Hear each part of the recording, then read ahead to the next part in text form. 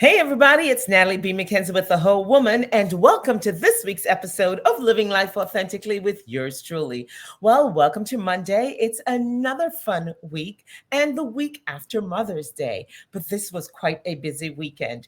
On Saturday, we celebrated the 80th birthday of all things beautiful and bright, none other than mother of Deirdre Tate, Miss Sandy Tate. And if you know anything about her, she is just a hot, swanky, swexy, best fun loving mom you could ever have. And everybody loves Sandy Tate. Happy birthday, Sandy. Can't wait to celebrate some more with you. And of course, today is Monday. It's May 16th. It's a national holiday in the Bowen family. That's right. It's Debbie's birthday. Happy birthday, Debbie. I can't believe we're not together. I think in our entire lives, this is the second time we've not shared your birthday. So I miss you. Happy birthday. I know you're having dinner. Have fun. So, welcome to this week's episode.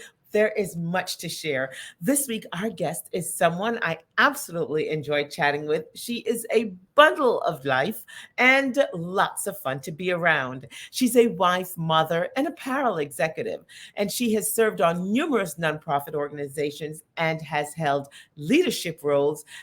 Guess what? She's really focused on empowering women and girls. She's currently the vice president of the board for Northern New Jersey YWCA and is the chairwoman of Fund Development Committee there. She's also a newly minted PTA mom. Oh my God, PTA will never be the same, but we won't tell them.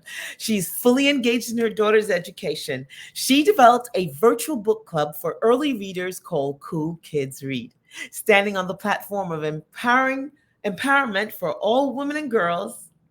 Hollis is active. She's fully engaged, as I said, and she truly believes that if you want to activate change, you must fully engage. Help me welcome Hollis Thomas. Hi. I was sitting back here listening to my intro and I'm like, ooh, oh yeah. You want to meet her. You want to meet her. I do. I'm like, this sounds great.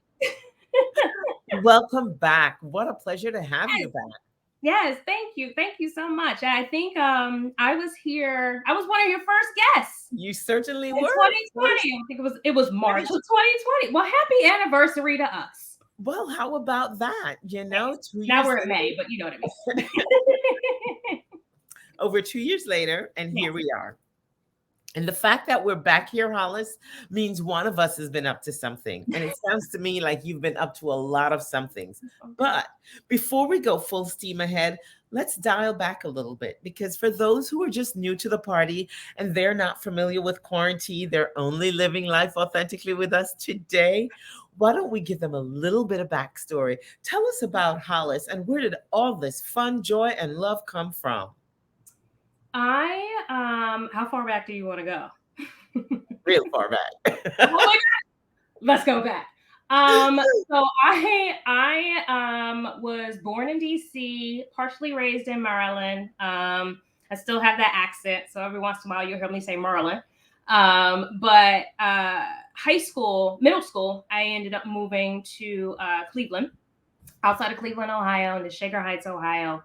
Brand new girl, brand new energy. The East Coast is not the same as the Midwest. So coming into that space as a 12-year-old, going to 7th grade was definitely challenging. But I did survive. I did survive. That's a song, right? I will survive. But spent my middle school and high school years in Shaker Heights, Ohio, and then graduated, went to college in Michigan. I went to Eastern Michigan University, started my career in Miami. In apparel, textiles, and merchandising underneath the buying umbrella. And after 10 years in Miami, moved to New York. Tell us a little bit, Hollis, about your family life, because your personality, yes, Midwestern, I can see the Midwestern influence, but you're bubbly, you're lots of fun. What was influencing you and what was happening around you culturally that caused you to be who you are today? My parents raised my brother and I to simply be authentic, right? And I think,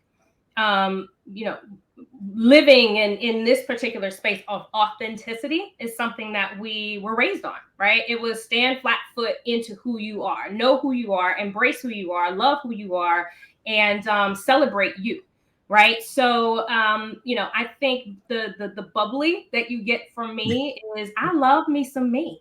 I love me some me. I love me some of my life. I love the life that myself and my husband have built. I enjoy my family, my extended family, my local family. I have fun, and that's something that was instilled in me even at a young age. Enjoy life, enjoy your family, whether they be by birth or chosen, but enjoy the people that are around you and identify where your light is and shine it within your community. So I think it's, I blame my mom. I can blame her for it. She and I have the same giggle. And if you spend any time around myself and my aunts and some of my female cousins, you'll get a whole bunch of giggling. And we just love life. Awesome. Love it. That's wonderful. So Hollis, last time we chatted, we talked about your involvement with the YWCA, and it sounds to me like you're even more involved than you were last year, 2 years ago.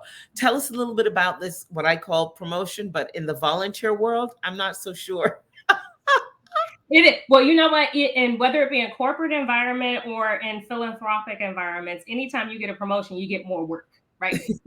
um, but I am on my second term on the board of directors for YWCA Northern New Jersey.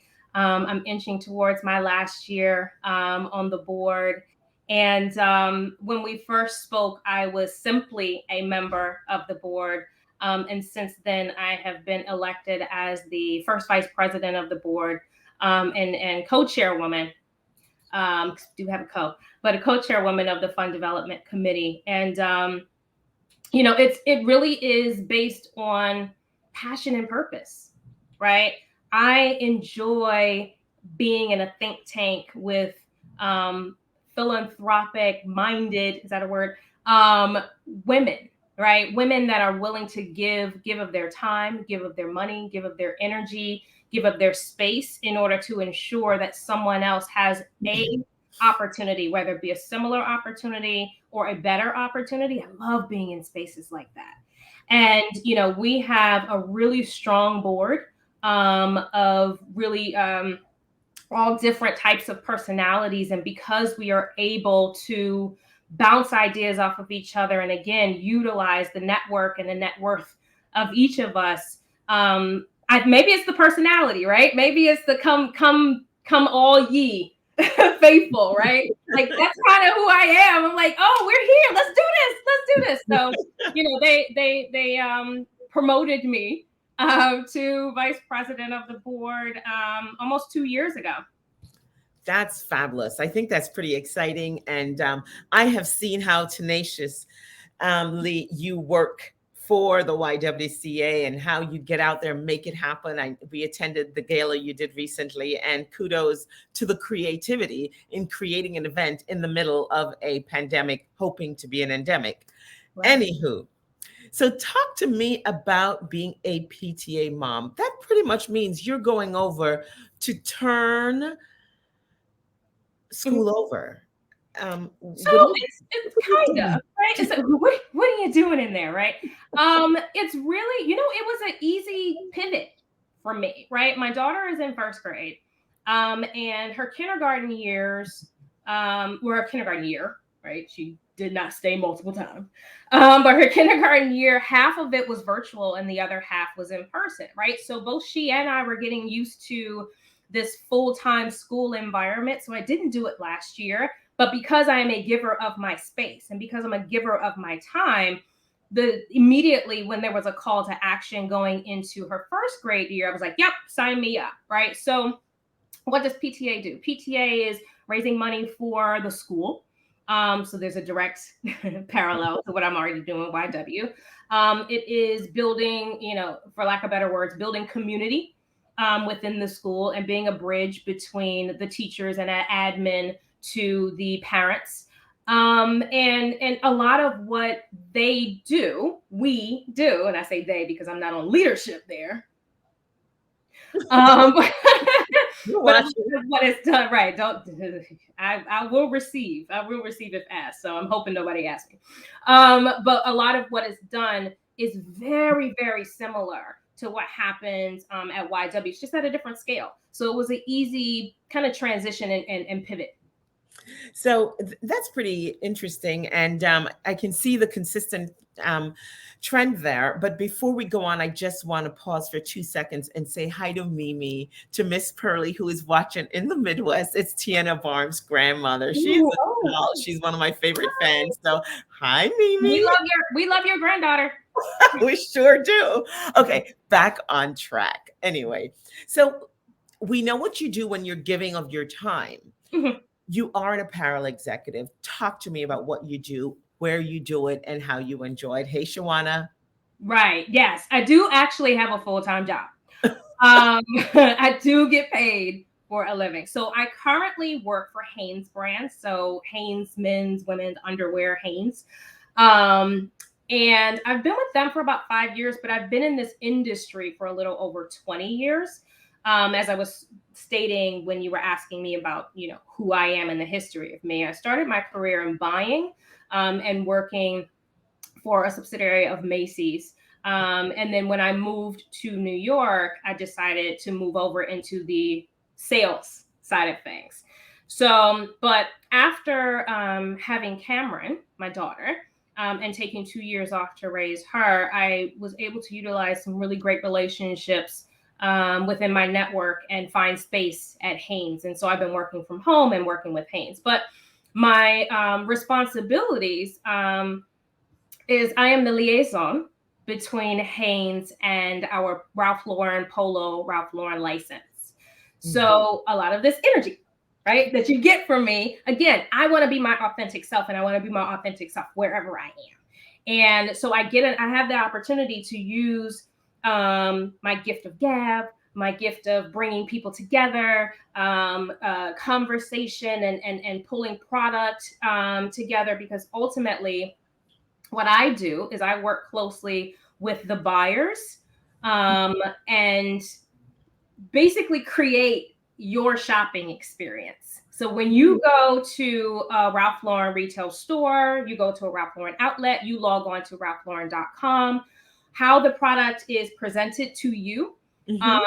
I work closely with the buyers and with marketing to ensure that you see that Black shirt or dress that you have on and where you found it. So if you found it in a store, you walked in and it was the very first thing that you saw, guess who put it there?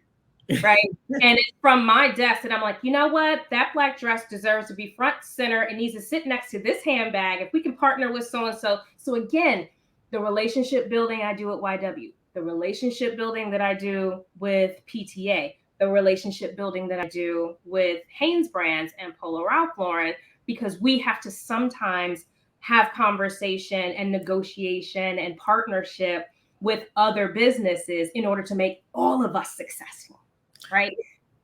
We can really see how useful your relationship building skills works in such a role. And of course, I wonder, how are you parlaying that in your life at home? Because when do you have time to be home? I'm always home. This is my home office. I'm always here. I know when to shut off, right? I know when to shut it down, because I know that I have our daughter, and she needs me just as much as I feel like I need to serve, right? And so it's having that balance and fully understanding, and again, that self-awareness that came from my mom, came from my dad. Self-awareness, understand who you are, where you are. If you feel pressure, release it, right?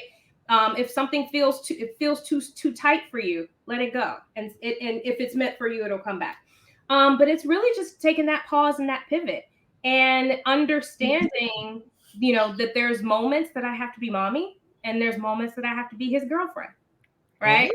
Right? I am his wife, but his wife, his wife had a bonnet on and one eyebrow at 7:55 this morning before he got ready to go to school. Girlfriend, she might have combed her hair. Right? So it's those moments where you have to identify who you need to be and how you need to be in order to make sure that you are fulfilling your duties, with the main one, the nucleus, being me, because I enjoy my family. I enjoy being Cam's mom. I enjoy being Rod's wife, right? And so it's finding that space and finding that opportunity for me to find solace in me so they can build me up so I can go back out and Awesome. do for other people. So speaking of Cameron, Mm-hmm. affectionately known as Cam, let's talk about Cool Kids Read. Okay. When was Cool Kids Read birth?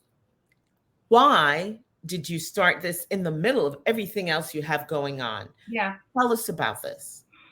So Cool Kids Read officially started in February of 2021. Mhm. And it was as simple as a Facebook post.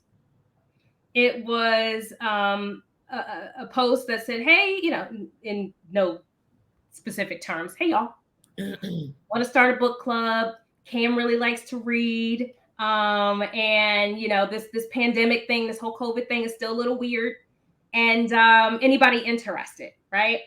And so the reason why I wanted to start the book club was, as we've talked about already before, I'm a very active, very hands-on parent, right? So it wasn't a situation where I felt like I didn't know my child, but in the silence of 2020, when we could not leave and I didn't feel comfortable bringing anyone in the home, so any type of assistance, any type of outsource, whether it be gymnastics, swimming, Girl Scouts, all these other things that we outsource our kids sometimes. So finding that space where all of that was gone and it had to break down into these small pieces where she's looking at me and I'm looking at her and I'm like, well, what you want?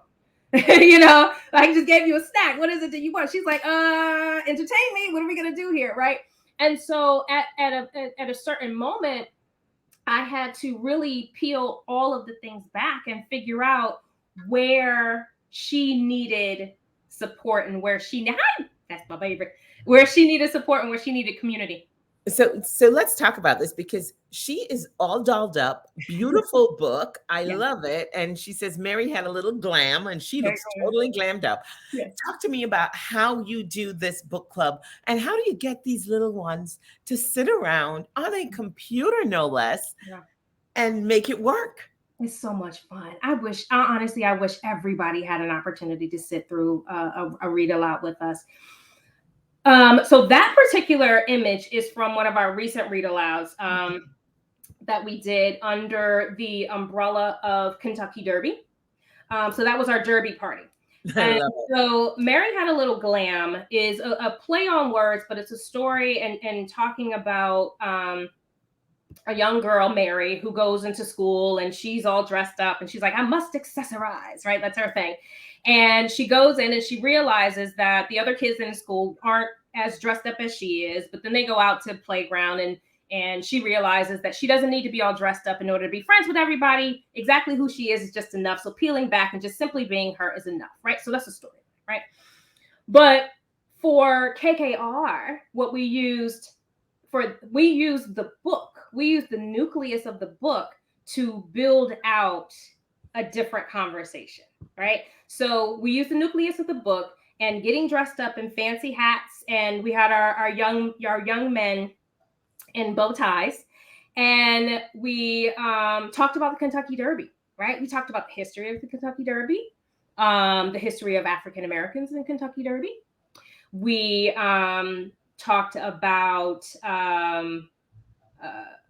who won the Derby. I challenged them to actually watch it. This is a screenshot from our most recent read aloud. But we talked about who won and how that relates back to another lesson that we did, which was financial planning. And Wait a right, minute, back up. You did financial planning with the kids. How old are 4 to 6 years old? I love 4 it. to 6 years old, absolutely. Because the way that we look at it, if you have number recognition, you understand money, Yes. right? So a lot of times, a lot of adults, we tend to pigeonhole our babies and pigeonhole our children into believing that they're not ready to learn certain things. But if you break it down and you give it to them in words and in phrases and in opportunities where they understand it, the sky's the limit, especially when you're talking about Black and brown kids, right? So money, having a conversation about money, yeah, you got some kids that I love Gucci and I like this and I like that, right? Because that's what they see on TV. That's Mm. fun. But we actually had the author of our book come on. She talked to us about budgeting and talked to us about budgeting at their age range. Oh, that was a good one too. That's Kylan. But we talked to us about budgeting at their age range and creating a budget for ages 4 to 8 years old doesn't look like creating a budget for a 40 to 80-year-old, right? Creating a budget for a 4 to 8-year-old is, do you do your homework and get good grades? Then you can get paid for that, right? Or you get points for that. Do you have good manners? Right? You get paid in points for that. Do you do your chores around the house? And then also one of the conversations that we had and we added to their budget was giving back, right? Being of service, writing a note to your teacher and telling them thank you. You get points and for that, right? And so it's instilling all of those jewels that we want to put into our children early enough to where it's fun for them and it creates a part of who they are. And it's not necessarily always a lesson plan. I'm not here to teach kids how to read, right? I'm not a reading specialist. I am not an educator by trade. But what I am is a person that loves community. What I am is a person that loves bringing people together. And I like simply having fun, right? Oh. And so by having a space to answer your question, how do I get 30 kids to sit with me for an hour on a virtual space? I enjoy them. I like having fun with them. So if I get dressed up with a crazy fascinator on my head, then they're okay because they see me, they see themselves through me. I think that's just such an amazing way to bring it all home to the kids. Yeah. And to ensure that they stay fully engaged. I think too, one of the things we're able to do is build the relationships with these kids beyond geographic boundaries. We've been doing it as adults. Absolutely. And because they can also find common ground, right? So our Kool Kidz Read, we're building a community of book readers and future leaders, right? That's our mission, that's our motto. But through that, we're acknowledging, encouraging, and inspiring them. Right? You always hear from me. I'll talk about AEIUS. Acknowledge, encourage, inspire. We're acknowledge, encourage, and inspire us. That's what AEIUS stands for. And so with acknowledgement, I'm acknowledging that you have an interest in the book. I'm acknowledging that you have an interest in exercising your mind, right? Because we parents spend so much time and so much energy putting our kids into extracurricular activities, most specifically in our community. Our boys are in football, Pop Warner. Our girls are in cheerleading or dance. We're doing a lot to encourage or acknowledge their interest in extracurricular activities. But at Kool Kidz Read, you dial it back and you're acknowledging that they have an interest with their mind, their creativity, having the ability to visualize, right, what it is that they're reading. So acknowledging that they have that interest and then encouraging it by through the read aloud, each of the children, this is a kid-led read aloud. I want to make note of that. I want your listeners to understand this. This is a kid-led. I don't read to them. They read to each other. And we're talking about ages 4 to 8 years old. So the 4-year-olds are watching 8-year-olds that they now aspire to be able to read like them. Now, right? Hollis, here's a really cool question for you. Yes. Question, because I think it'd be really cool. Do they choose their own books or do you assign the books? And how do you encourage a 4-year-old little boy to read out loud? Mm-hmm. I assign the books. I assign the books every month, and I use 2 categories. Is it going to be entertaining? And is it going to be educational? I don't start with educational first, right? Because again, we're teaching kids to love to learn. And I am not here to teach them how to learn. How to read. I'm here to entertain and get them excited about it. There's some stats out there and talking about, this age range is really, really important on how you create lifelong learners and lifelong readers. And so this age range, this age of influence, is where I'm trying to identify with them and say, you little boy can read Mary Had a Little Glam, and you can read Our Children Can Soar, right? You can read anything and still have fun with it. So to answer your first question, how do the books come about? I choose the books. How do I get the children to read? By creating community around them, right? So I don't force the children, or actually we call them leaders. I just want to also make a note of that. We do notice that. I right. noticed that. So they are our leaders, and I want them to call themselves leaders. I don't call them book members, club members, kids, children, nothing like that. When we are in a safe space together, I call them leaders and they call each other leaders. I just want to pause with that one. But each of the leaders, if you listen, we're talking 4 to 8 years old. Some of the leaders have the sillies that day. Some woke up and they didn't like their breakfast, so they're just in a mood, right? So you never know what you're going to get, right, online, and I'm okay with that because again, going back, I'm centered in me. I know what I'm getting ready to give you. I know I'm getting ready to have fun. I know that I'm getting ready to do this, and I got my sidekick. Cam is usually sitting next to me. I got my sidekick here. We're about to have a ball. So if you don't want to be part of this fun, that's your problem, right?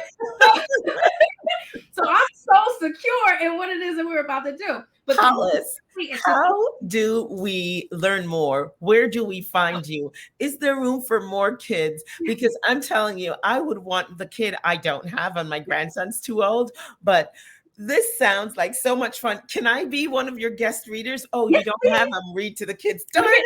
You can come and do a segment. I'll come up with something very creative. So you can find me on Instagram at Kool Kidz Read, Kool with a K, Kids with a Z. Read. I'm also on Facebook. And it's actually funny that you asked that question about membership because I am planning on launching. Hot off the presses. I actually haven't said anything yet, but I am planning a summer reading program. So I am going to open up membership just throughout the summer months to be able to do this with some new children. So they can do July through September, summer reading. And then our annual membership will start in February. So I'll start with retaining new or existing leaders in December. So wait a minute. You'll have a program that runs June through July through September. Yeah, June or July through September for the summer months. Mm-hmm. You will not reconvene for fall? No. I'm so the leaders that are with me right now, they're going all the way through. Got it. Okay. I'm saying I'm bringing in new for summer reading, right? So we're going to do a summer reading program and then new membership because I do annual membership. Because it's very important to build community. So bringing in kids every 2 months or every 1 month, they don't necessarily build that community and build that trust with each other. That's good. They look forward to getting together and, it's time to read. It's time to, and what do the kids call you, Hollis? I'm curious. Miss Hollis. Nothing too fancy. We have a slew of guests that have logged in today just for you. And I just want to acknowledge all of them. And the birthday girl, Debbie, is watching. So we want to say happy birthday again to Debbie. Hi, ladies. Thank you all so much for tuning in. You have been watching Living Life Authentically. And I'm Natalie B. McKenzie. Well, we've been chatting with none other than Hollis Thomas of Kool Kidz Reads. And you can find her on Instagram at Kool Kidz Read on Instagram. That's Kool with a K and Kids with a Z. And you can also find her on Facebook at Kool Kidz Read.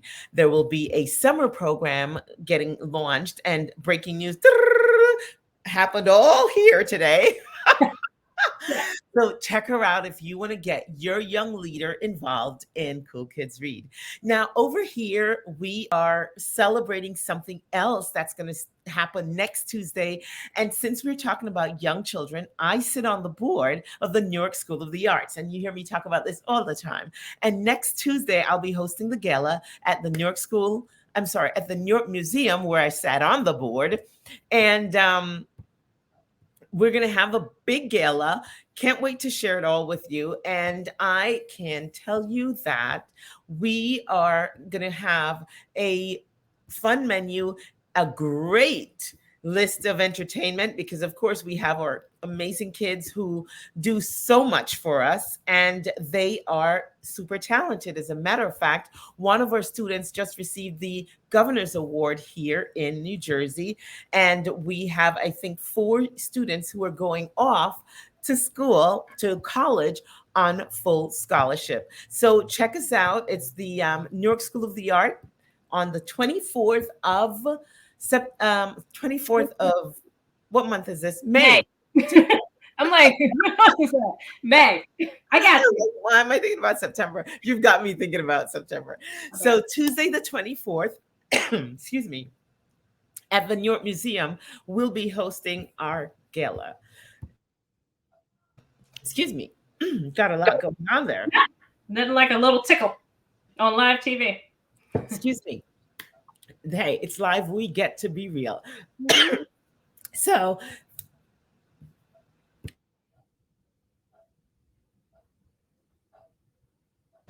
pardon me. Thank you so much for watching. She took my breath away. You have been watching Hollis Thomas of Kool Kidz Read. Right? I'm trying really hard not to mom you and tell you to raise your hands. But as soon as you get off camera, raise your hands. So you've been watching Hollis Thomas of Kool Kidz Read. This is Natalie B. McKenzie. I am your host. I wish you enough life to live, enough joy to give, enough love to share. I wish you enough. Happy birthday, Debbie. Thanks, Nat. Good night.